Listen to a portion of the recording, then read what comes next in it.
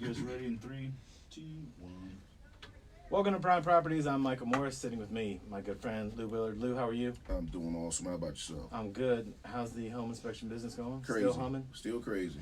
We're coming up we're about the middle of the month. You think you're going to do another 100 this month? It's going to be close. Back to school usually drops it a little bit, but we're still talking. If we don't go over 100, it'll be 95 to 100. That's still a lot of houses. Which is just a lot. Yeah. I mean, we actually got a break earlier this week where Monday and Tuesday were kind of slow. Then the rest of the week it was 8 today, 7 tomorrow, 8, 6. I can tell it's wearing on you towards the end of the week. I can see that you need a break. And I don't even do them all. Can you imagine the guys doing them? I mean, it's just, I'm getting tired watching them. They didn't even know what they signed up for. No, they didn't. That's all right. I want to get into, we are past the halfway point in the year. And so I want to look at some of the predictions from the financial forecasters for the last 6 months of the year of 2019. Now, we've talked about this before, that the market's still hot. There's not an additional amount of inventory that's coming, right? Yeah. So we're still dealing with the same playing tools. But what I'm looking at is the first thing that they're saying is, again, millennials are going to keep driving this market, right? Yeah, absolutely. They don't see the market slowing down anytime soon. They said it should be strong. I mean, barring something crazy, from government-wise, whatever administration you want to blame for that is fine. But as long as that doesn't take place, no one's going to get scared, and the money to buy homes are still going to be there because of the rates and everything. Well, do you think that the way I'm looking at it now is it's more advantageous to buy a house right now? It doesn't matter what the market's doing. If you've got the money or you've got the credit to get in it, yeah, because the interest rate is so low, but inventory is still inventory. If there's only 100 of something, I can't wait for them to build more. I've got to jump in now. Absolutely, and the mortgage companies are doing a great job. They're getting it down to where they can get people with 580s approved.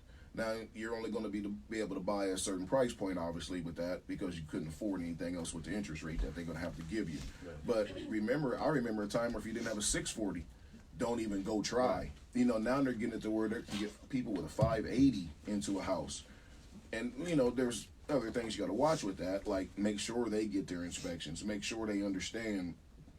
Because you just had a different price point. Right. So as long as they're getting more people involved, and more people are becoming qualified to purchase a home. So like you said, if you're sitting around waiting, you're gonna get left out. You're in homes constantly, whether they're being ready to be sold or someone's like, hey, just look at my house. I want to see if I need the water heater replaced. What are you hearing from people that are in the market? As you talking about agents or buyers? Buyers, because outside of business, we know a lot of people that are talking about buying a home, selling a home. Yeah. I'm not hearing as many people selling as they are looking to buy. They're like sitting on their property waiting to find the perfect. Yeah, the problem with the sellers is they don't want to sell because they're afraid they won't have anywhere to go. Right. So the agents are talking them off the cliff because now really is the time to sell because of the way the prices are going. The buyers, the biggest thing, and I know we beat it to death on this show, they're waiving their requested remedies, and it is killing them.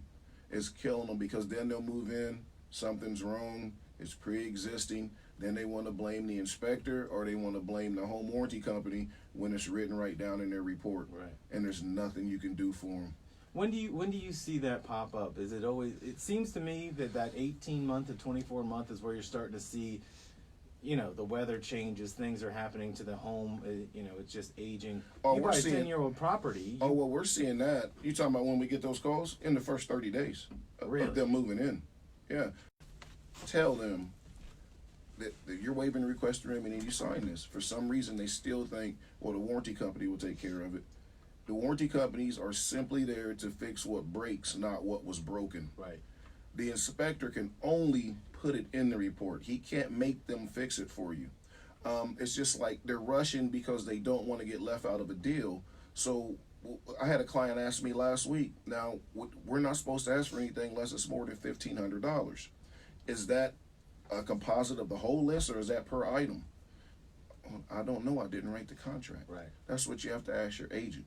Our agent would know that. Now I know I know this particular agent. Right. I'm like, your agent told you that. Right. But they were so excited to get the house at the price point they got it at, up and coming neighborhood, so they didn't want to miss it. Right. So they weren't asking for anything. But guess what? That's the same house that had no insulation in the attic. but it completely rehabbed. But is it coming from the people that are on the younger scale? Because again, they're making up over 35% of the market. Here's the number that's staggering. 45% of the mortgages last year were carried by that millennial demographic. group. Yeah. I mean, let's just call it 50%, right? So if you're looking at it, they are quicker to act. They do their research, but they pounce on things, right? They've got to act. They don't know what's waiting for them on the other side of this home. So when I bought my first house, it was, at the time, it was exactly 10 years old. Things started to, whether it was the roof or whether it was the chimney or a leak, they started to go bad about that time. Absolutely. But we did have the home inspection, so we knew that was coming, right? This younger group is looking at, and people are, every agent we've had on here, this is no knock on them. You got to buy today, and which is their job. You've got to buy today. You got to get in, and I think some of these people are saying, I'm making 20 to 21% over asking price. I want the commission check. I want to get them in no matter what, and I think they're foregoing a lot of these checks and balances that they should. Yeah, and I mean, some of the agents are pushing that, and then some are starting to regret it. And as I talk to brokers, the brokers absolutely hate the fact that, at least the ones I've spoken with, hate the fact that the agents are doing that because of what I just told you. Right. Within 30 days of them moving in, something will happen, and the warranty companies request a home inspection. You see it; it's right there in the report. Well, then you get well, they didn't say it was going to be this bad, or well, I thought it says I had a warranty that you guys would take care of it. So then they're mad, and it falls in that demographic of people, right? Because they're moving so fast that sometimes you gotta, what Ferris Bueller say, life moves pretty fast. Right. Sometimes you gotta slow down, or you might miss it. They gotta listen a little bit more. Their research is on point. They'll tell you how long something's supposed to last. They're on point with it. Some of them come in with spreadsheets. It's awesome. They're great to work with. They're easy to work with. Sometimes the only difficult part is sometimes you got to get them to understand, because they're not as handy as we were coming up. It's like they don't have the skill set to do a lot of physical things around the house. They have to hire out for that. So you got to start to know, well, if you don't do this, this is what's wrong. How much is it? I don't know. Right. Inspectors not go. Some inspectors cross that line and want to quote, but we don't go down that road. But then, because if they take this off, what are they going to find behind it? That's the kind of stuff that people aren't planning for. So when they start waiving and request the remedies, it is a slippery slope. Well, that's when they get into watching those shows about flipping houses. It's easy. Yeah. You only repair a few things, and you get out of it. Which is really, you're just dumping a money pit on somebody else. That's all it is. You're putting, you're putting lipstick on a pig. Right. Like the house I'm telling you was, you walk in it, the one that didn't have any insulation in the attic. They're like, well, we weren't going to get a home inspection, but, because they've already flipped it. So, well, you don't have any insulation in the attic. You don't have any gutters on the house. And they haven't put the air conditioner in yet. Air conditioner's not in yet? No, it's 80 degrees in here. Right. It's hot. Oh, yeah, they're supposed to put that in later. Okay, I understand that, because people still snatching those at the houses they're flipping. But there's just so much stuff that you can't see. And if you waive that, you run the risk of running into problems when you move in the house. Right. Let's get into the next part. That this is what always concerns me. I say this off the air. I talk to our friend Jerry Hunt, people like that that are in the business. This is a good thing for the economy, but I always think of it like this is my money. So the prices of these homes are going to continue to go up, right? And I always look at it the negative way, I guess. If a house was listed at $235 and it sold for $258, I'm looking at it like, what happens in 2 years if things go backwards? You're stuck with a house that originally should have been $235. You've overpaid for it. That's the way I look at it. Yeah. But it seems that we're kind of in this fishbowl, and by that I mean, if you don't have enough houses, what we say, well, there's only 60% inventory that's out there to house everybody, and we have new people moving in every day. That's why the prices are going up. So it's kind of like an artificial thing. It's supply and demand, but it's not. That house got so much better. That's what this neighborhood's But the good thing about it, keep this in mind: the real estate is cyclical. It just goes around. So a great book to read, especially in this market, with everything, with the way things are now. Read a book called The Demographic Cliff.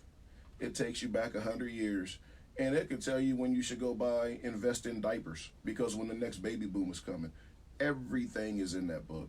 It is a great read. If you get a chance to read, it's called Demographic Cliff. And so that's why like you say, if the house you bought it for 230 or 258, then it drops down. Just be patient. It's going back up. Right. That's the trend. And I'm okay with That's it the if you're trend. going to stay. If you're Yeah. going to buy that property the way that our parents would You have done to it. know why you're buying. If Right. you know why you're buying, you're not worried. Like your daughter still has what, 6 more years of school, somewhere Yeah. in there. So you're not worried about moving in the next 8 years. No. So you're like, hey, as long as the bottom don't fall out, I'm good. I'll get my money back. You know, even if it drops a little bit. Say it's worth, for easy math, 200, but then goes to 195 and goes up to 205, back to 200. It's coming back. 8 years, it'll probably be 2.25. Right. Even when you're ready to say either get bigger by or downsize, whatever you want to do. But that's the question I want to know if agents are asking people, because they all say the right thing. Whether you're talking to them in person or whether they come on the show, Mm-hmm. they all say the right thing. But I guess when I'm looking at it, I'm very old school, traditional about things. Where if I bought a house, I'm not looking at my next house. Yeah. I'm going to stay there for 10 years. So you just don't want to hold that property and then you got it for 7 years and then it dips, Yeah. right? And then you're trying to get out. But I think in the world of when you're looking at, I think by next year, 40% of that population will be millennials buying. They are the ones that get tired of things faster, Yeah. right? So if that's the bulk of that market, if it's over a third, and they decide I want to get out of this property and I might have overpaid for it, Yeah. you better sell when it's still hot. Yeah, and that's fair. But you got to take a percentage of that 40% and figure they're going to have a child. So they'll be patient because they know they have to be. But once you put that anchor down, you can't move as fast. Yeah, or wherever they say they did come downtown and buy like everybody's doing. Well, in about 5 years, they have to move because where are you going to go to school at downtown? Right. There's no school. I mean, you got the Cristo Rey. I think we talked about that before, but that's a high school. But for the younger kids, there's really nowhere. You got to move out to a suburb. As much as the city is growing and how progressive it's become, there's still no school system down there. Right. So that group, you pop a child on somebody, within 5 years they got to move because you got to go to school. Right. So they'll turn it around, but so that I would say if that was 50%, now you're looking at 20% that's going to get impatient and go, boom, I need to move again. So the numbers still drop, but even it was 65 people a day a year and a half, 2 years ago.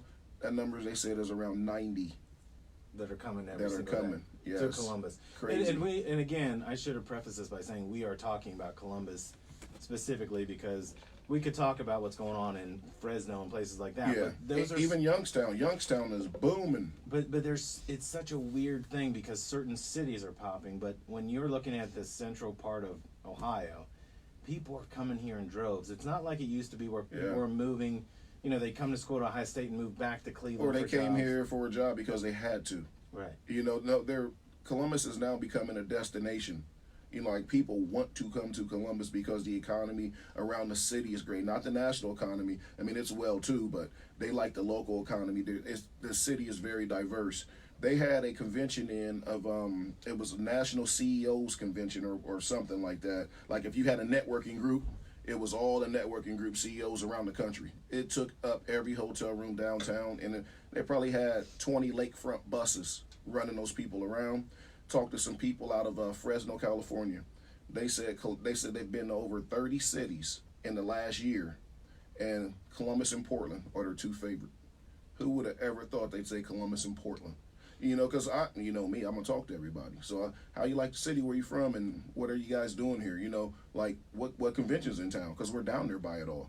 They're like, we're from Fresno, and this city is awesome. They said we'd argue it's either this or Portland's the best city in the country. You know why it's funny you say that in Portland? Both of those cities are built on the suburbs where you can go downtown. Yeah. But you can have that experience, that lifestyle experience, and then go back. Yeah. Because the majority of cities, like if you go to Anaheim, you'll be in like almost like an industrial district, and there's the ballpark, and there's not like housing around, but 2 blocks the other direction there are houses. So those people are never disconnected from that nightlife atmosphere, that traffic.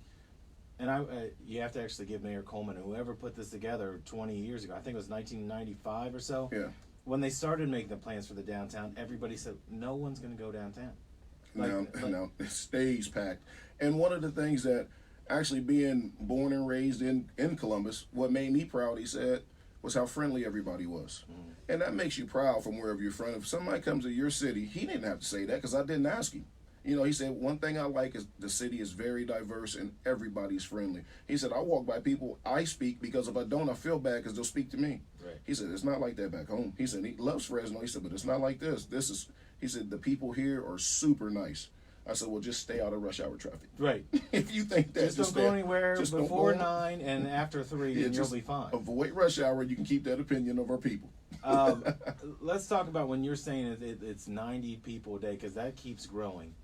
When one of the forecasts is inventory will improve, but not by much. Uh-huh. That statement I didn't quite understand, because I don't know if they're talking about in this, because it doesn't state whether they're talking about condos, apartments, homes. Yeah. They are really, all these other predictions are about home sales.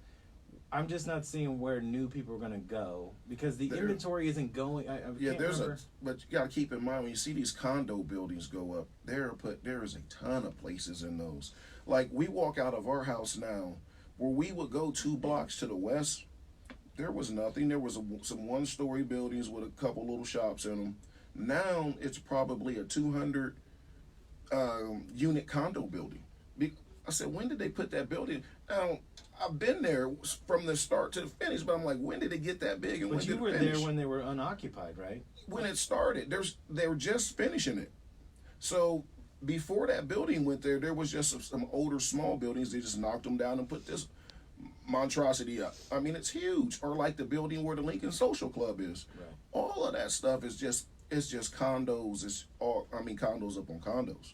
So I can see where they're putting these people at, because there are a million places to go. You drive around, I forget what suburb I was in, but I run around a lot. If anybody sees you on Facebook, they know you run around a lot. So I'm sitting there like, man, I was supposed to be in somewhere else, but I'm over here. Where am I at? They had put up a 2-block long set of apartments. And I'm thinking, I haven't been out here that long, because I had never seen them. Right. So I see where everybody's going. And now all the suburbs are having their festivals, and they're building mini downtowns to keep people and attract people to their suburbs. So there's places for them to go. There's just not as many standalone residences going up. Well, if you look at the Grove City area, where they kind of annexed in the west side on one part when they built the high school, and then you've got Pinnacle. It's not like it used to be. It was, that 2 traffic light town doesn't exist anymore, so you really don't have a start and end to it. I see a lot of that in Dublin as well, where they've kind of built it out where Dublin Vassos is. Yeah, I mean, it's all kind of crazy. bleeding into another area, but I'm not seeing as many homes being built. And one of the reports I saw nationally is that there are home builders in these hot markets that are really trying to find land. We just talked about it before the show. Yeah. A guy who's putting a business in a place where he knocked down older homes is being offered money, not because he put anything there, because they want the land to build. The land. Yes, and Lou landowner knows that. So how much I'll wait, because you will eventually get to what Dak Prescott wants. Right. You will get to that. You big mean money. something undeserved? That's what you absolutely you will. With the real estate market, they'll buy that land from you. Just be patient.